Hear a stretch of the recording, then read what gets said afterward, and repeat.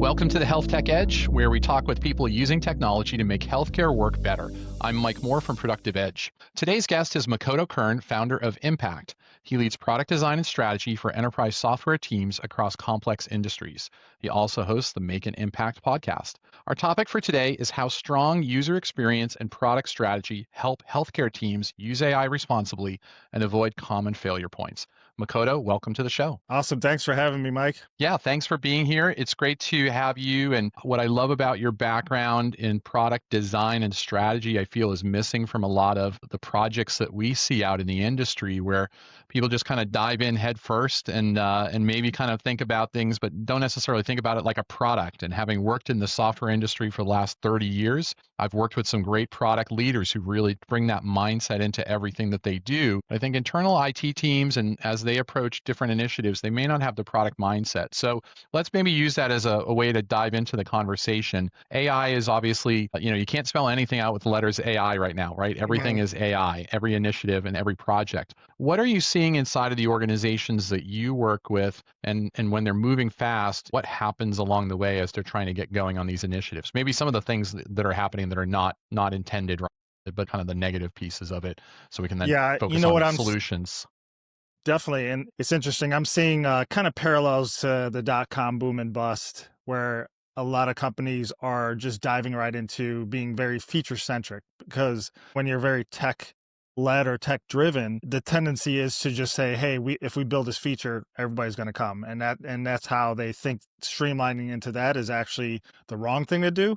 I always equate it to companies that are like, let's just build a house, 2 floors, 3 bedrooms, 3 bathrooms, and then we'll have the users move in, and then they can tell us what they want. And that obviously is an expensive mistake, or it can be very expensive, and it's very risky. So we're seeing a lot of companies, especially now with AI, the ability to move much faster. It's obviously a force multiplier, and your competition is going to be on your heels. As soon as you do something really cool looking or whatever, a good idea, they're going to copy it very quickly. So when companies are just integrating AI willy-nilly without actually asking their users and their customers, is this solving a pain point? It becomes problematic, because then they launch it, we see metrics, and after a first prompt or two, they don't use it anymore. And so there's a lot of investments and time that's going into it. And if you don't do it right, it's just like any other feature. If you don't do your upfront strategy research, it's not just going to be used. And so those are some of the things that we're seeing right now. Is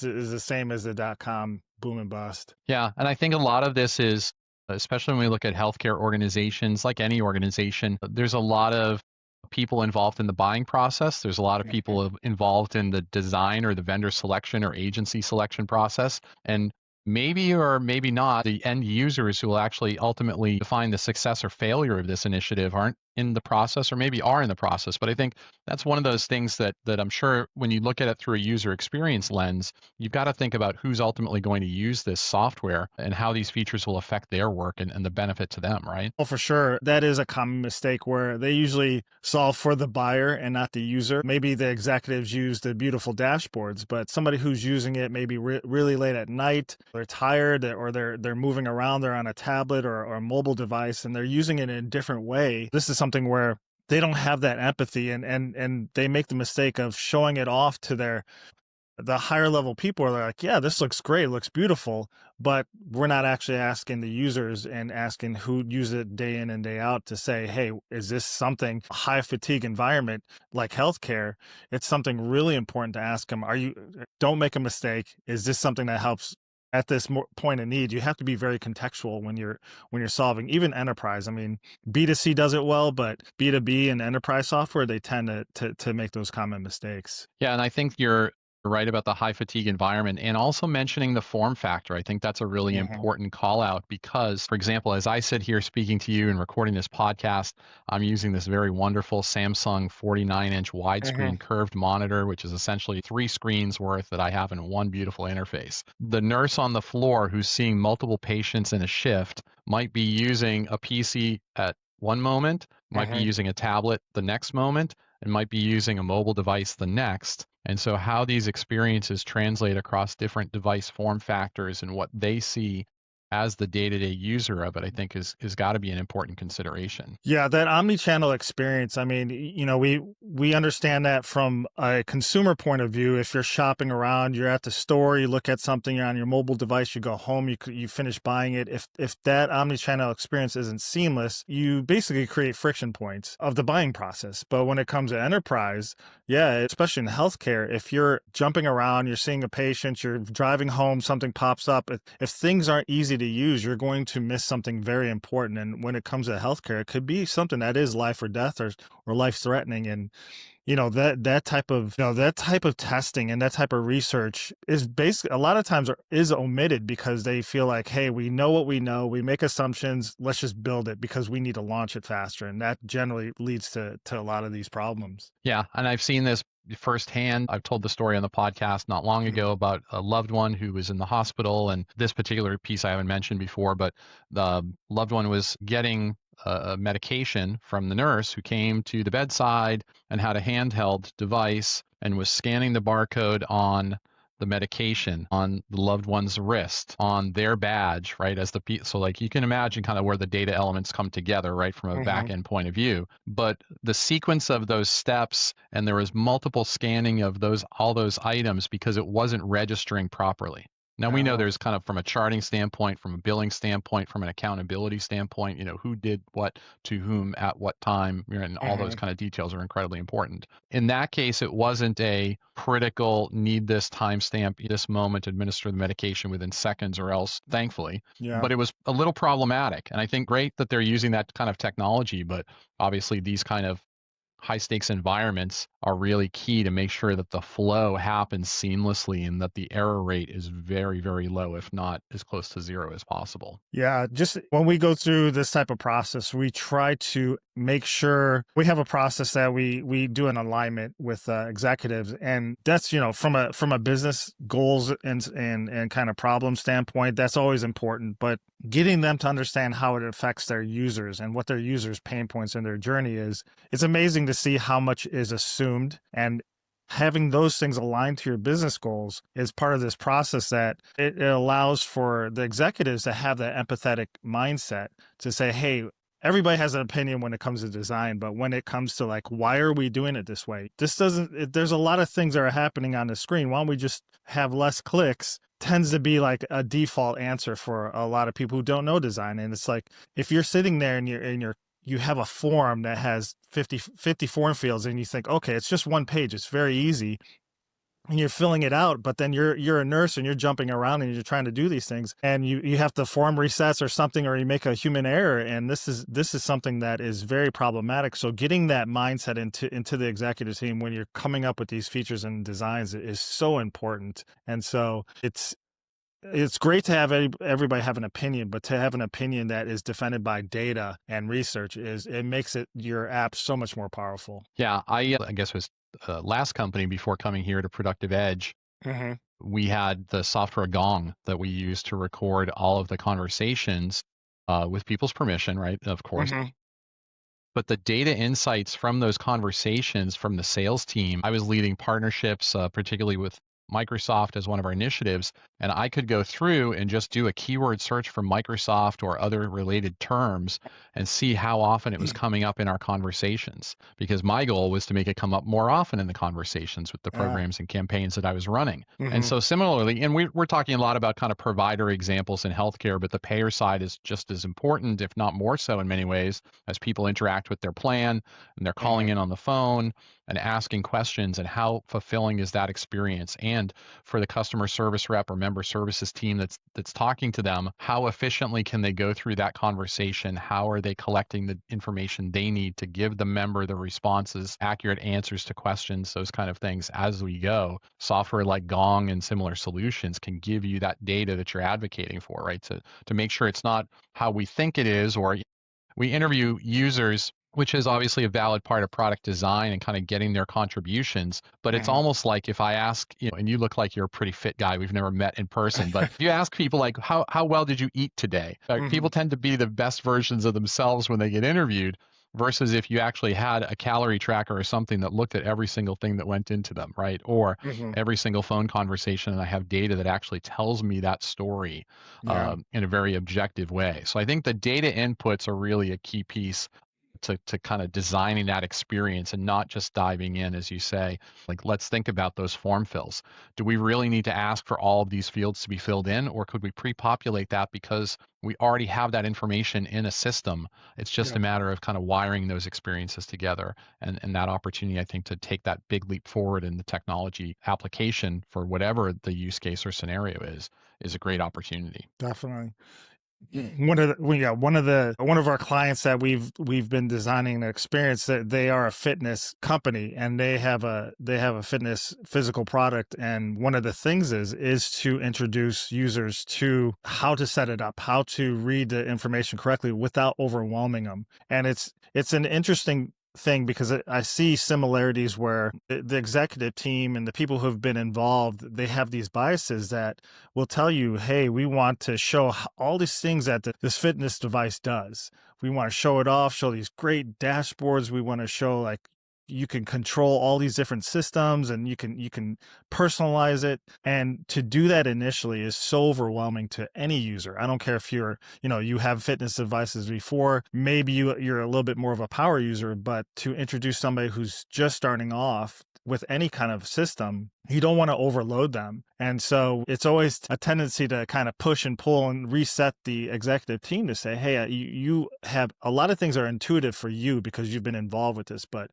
me coming in new, to me, it's very overwhelming. And I mean, again, this is just me sitting at my nice desk with the big screen monitor and seeing something. It looks beautiful, but on a device, and you got very limited real estate space. And if you're working out or if you're doing something, you're like, oh my God, this is too much. And so, there's always that balance that us as designers have to constantly like check the team to say, hey, I know it's great, you got great features, but let's really think about the user's kind of cognitive load at that time. Right. And the example that you're giving too, I can imagine in the world of fitness devices and having worn a couple of these things, and now I'm Hmm. just down to the Apple Watch, which is obviously a very sophisticated device in and of itself. But there are the people who want more sophisticated Hmm. devices and they want the data. But the things that we design for typically in healthcare, it's such a broad spectrum of users, right? You've got obviously an aging population that's still very phone based, very face to face based. They're not as technical in terms of device usage, though. My Hmm. mother, who's 75, she does her telehealth appointments and uses her iPad to do it and that kind of thing, which is great that she's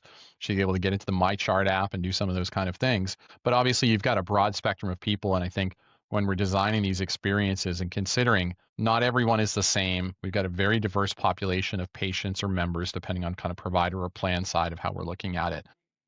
And they need to be considered. And I think an important factor too is the trust in these solutions. So how do people look at the products that are put in front of them, both internal users as well as external users? What advice do you give to organizations when they're thinking about how they build trust with the users around these new AI-based solutions? Yeah, this is interesting where think if AI tries to be either too smart and gets into where I feel you're creating these systems that it feels like it's very overconfident. Like this is the answer, this is the solution, and you're seeing that with a lot of AI. Like, is this real? Is it hallucinating? Because I'm seeing with all of them, Claude, Gemini, they all make mistakes, and it seems to tend to, if you're having a long conversation or there's a lot of data, some things get. I mean, very simple things I've seen get mistaken. They make the mistakes of the dates, it makes mistakes of calculations, but it sounds very, very confident in the delivery. And then you as a user has to check that. And that's where some companies are like, oh, I just replace everybody with AI agents. That's not the case. You need somebody who's an expert at that. You can help them become more efficient, but then when you are relying on your organizations, whether it's somebody who's in charge of security for your app, if they say, oh yeah, it's the AI took care of it, but then you get hacked, especially as a healthcare company, you're Oh going to yeah. have lawyers suing you into oblivion if you have that data privacy breach. So it's so important not to think you can shortcut that side of things, even though AI seems it's improving and it seems confident, but you need to have a human being there checking who's experienced at that to make sure you don't make those mistakes. Yeah, we see this all the time, and I think that one of the things that we talk a lot about and advocate for is having that governance and risk model built from the start.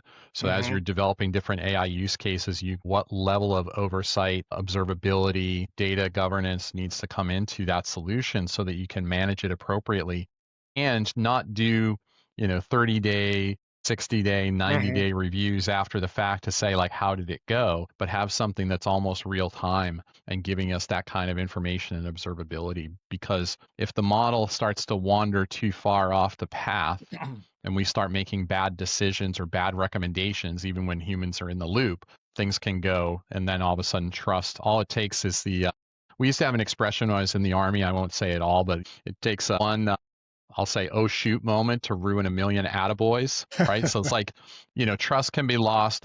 It's built up in small pieces over time. It can be lost very quickly with just one incident, right? I think is probably a Oh better way to yeah, I phrase mean, it. And I think that's a big kind of warning that I think we all know, but it's just always good to remind ourselves of that. for sure. One of the applications that we designed for the energy industry, it's basically it's kind of like your co-pilot, your assistant, kind of customer service agent, but it's really pulling information from really complex documentation, especially in the energy industry. And so we provide kind of like the sourcing of where it's pulling the information from, not just willy-nilly showing just whatever the answers are, but then you can actually see the evidence, not just a conclusion.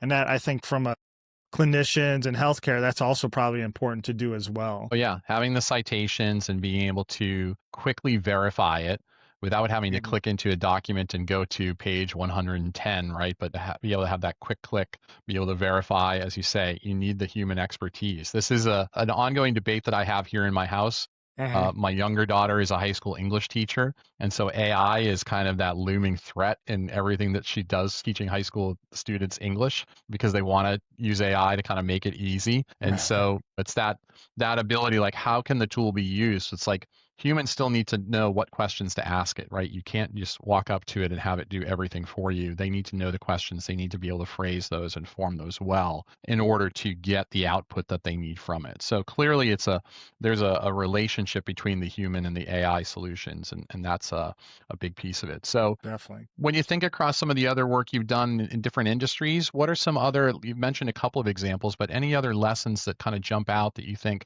healthcare organizations can relate to and maybe learn from that you see? So with some of the different industries, like I mean, I see from the energy sector, it's really built for some of the worst conditions. And like an oil and gas field operator, they taught us that pretty interfaces when they fail.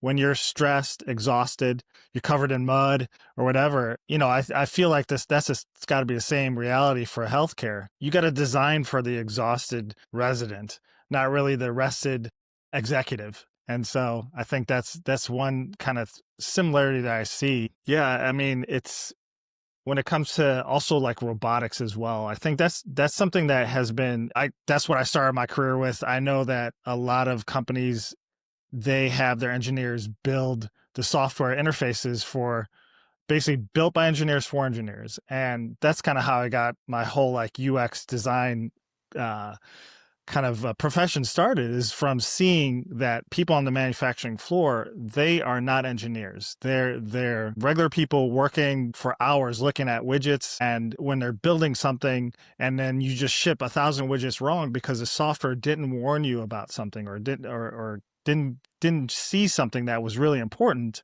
it becomes very problematic. So by designing something that makes it really easy and knowing that these are the people that have to use it day in and day out, I think it's really important to just go through that. And just from that point forward, I know like the people who design it have to be sitting there with the person who actually uses it, because there's so many assumptions that are made. And just even with the oil and gas industry, when we interface with SMEs, these are people that have been doing and have been in the field for basically, and then we'll ask them, what do they think? They make assumptions. And then when we get in front of them and we actually user tested it, there's a lot of things that they assumed wrong. So I think even though you may have subject matter expertise in it, again, the industry could change or the situation can change where you're not really having that empathetic view on it. You're just having this bias of, well, this is what I think users are going to do. And it completely changes the game when you're actually in it and seeing it. So these are some of the things that are really important that we see. Oh yeah, yeah, and I think as you're talking to like the engineers building for engineers, they have a different Mhm. tolerance. I was listening to the Hard Fork podcast last week, and they were interviewing the founder of a robot, like an in-home robot company, and talking about, this is a robot that essentially would be a part of your family Mhm. and would clean your house and do those kind of tasks around the house for you. Right now, the technology is so new that there's very little autonomous action by the robot. So when you're requesting things, what's happening right now is they have human operators that are wearing VR headsets back in headquarters, wherever that is, Yep. and are assuming control of the robot and doing things like putting away the dishes or folding laundry or those kind of things. That was the And a lot Neo of this is robot, wasn't it? yeah, it is. Yeah. Yeah. And so I they're saw doing a it. lot of data collection through the robot now and Mhm. learning it so that eventually they can automate more and more of this. What I can think about is like part of it, how you're designing for that robot and what it's going to do is because everyone's home is so different Yeah. and how it's laid out and how well organized it is. And I think that robot walking through a cluttered room and bumping into the coffee table and then tipping over and breaking a candle, or those are the kind of things. So the healthcare setting, I know there's prediction about robots coming in and doing, various things as well in the patient room or just in the hospital. I mean, we see the robots kind of following the colored lines on the floor to deliver things from a Mhm. pharmacy to a department where they need medication restock or something. So clearly there's a role for all of this stuff. But again, I think the tolerance of an engineer building a home robot and what it's going to do in his home to crash around and kind of figure things out, by the time it reaches general release in the public, the tolerance for that kind of activity is probably very, very low. Yeah, I mean, I remember in university, my master's thesis was to design a six-legged robot just to walk around the room, and I was using fuzzy logic just because the processor back in those olden days wasn't as powerful as the phone in your hand right now, and so really had to make efficient algorithms just to do basic obstacle avoidance. And so with the it's interesting to see, I'm right now I just purchased a Tesla Model Y recently, and I haven't driven in 2 months, and I love it. It's so cool to see this thing work in action, and it's amazing to see this. But yeah, when you talk about like the Optimus and all these things that are walking around in your house, it becomes really interesting to see how these algorithms will have to, I mean, the dynamics of a road versus in your house is significantly different because at least it's still somewhat two-dimensional versus the robot. Now you're talking 3D space. I mean, that's going to be something to witness when that thing is actually working and not causing too many problems or bumping into things. Oh yeah, yeah, and I think about the autonomous vehicles too. I'm here in the Boston area where the weather is Mhm. pretty cold right now, and Mhm. a farmer's almanac says we're going to have a pretty messy winter. And so navigating the road is cool when you can see it, but when it Mhm. starts to be covered with snow and then the snowbanks start building up after multiple storms and it's Yeah. half the width that it normally is, right? So very unpredictable environments, which is why I think they really do so much of that work on those products out west. Yeah. But yeah, lots of good insights and I think some reminders, from other industries, but also just basic good product design fundamentals that we've discussed today, Makoto. So I thank you for joining us here on the podcast. It's been great to have you. Great. Thanks for having me. This has been great. Yeah, great discussion, and always good to lift our heads and kind of look back at product design, look at other industries, see what we can learn, and really try to help advance the mission of healthcare. So, if you liked this episode today, please share it with a colleague. Go ahead, subscribe to future updates. Check us out next time. This has been Mike Moore on the Health Tech Edge.